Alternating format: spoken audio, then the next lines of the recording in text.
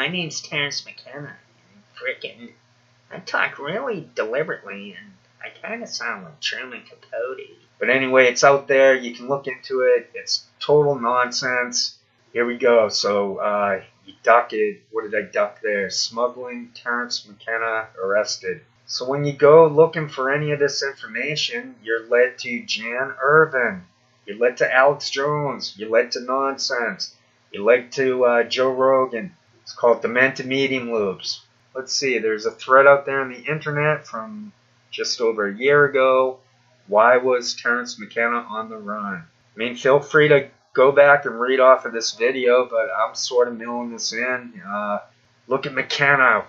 How does someone like that become famous? He's rambling on about hardcore hallucinogenic drugs that no one should take. And his brother's on all the time with Joe Rogan. They're all tied to that Irvin guy. It's been going on for 10, 20, 30 years. Before them, it was William Cooper. There's Ted Gunderson. You keep going back and back in time, you can end up at Smedley Butler, who was a paid fake. They're all liars. They're all just spreading all this convolution on purpose, deliberately. Snowden unloaded a lot of documents proving that my conspiracy on conspiracy was correct. I didn't even need the Snowden documents to see what was going on. But since we have the Snowden documents, we might as well use them. I'm not going to use them here, but you know what I mean. Maybe I'll slip a few of them in to prove my point. I'm milling this in. I really couldn't care less. I could care less. That's why I'm producing this. Well, I couldn't care less, but I said I'd produce this video, and that's what this is. Oh yeah, some guy said, Dennis mentions it once on Joe Rogan. And he goes, I'm going to look for the episode number and a timestamp for you. I'll be back. And the guy, when he comes back, he says, I guess I'm not sure that there's information on that. So yeah, it comes down to McKenna's book and the same quotes that I showed earlier. And they go, oh, case closed. So they're trying to make Terence McKenna look like this groovy pro-legalized marijuana, and that he wasn't COINTELPRO, and there is no reason for him to really be on the run. That's what a guy said in there. Going from memory, of course.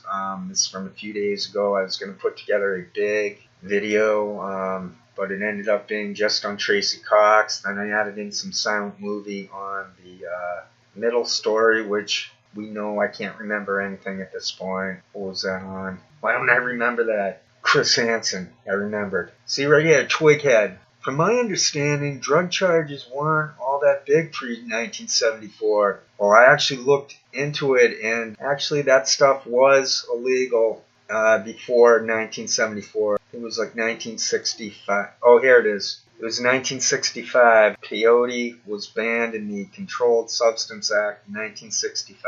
I mean, in the previous screenshot, the guy's saying how his dad was pulled over for peyote in the late 60s, and he's acting like before 1974, there weren't really any charges with before. I don't know why he must have pulled 1974 out of his or that's to do with, I don't know, I forget. Well, why is he saying 1974? But so yeah, peyote right there. It took me less than a minute, and I proved that that guy was a troll, that he had a hidden agenda. Here we go, Terence McKenna in Wikipedia.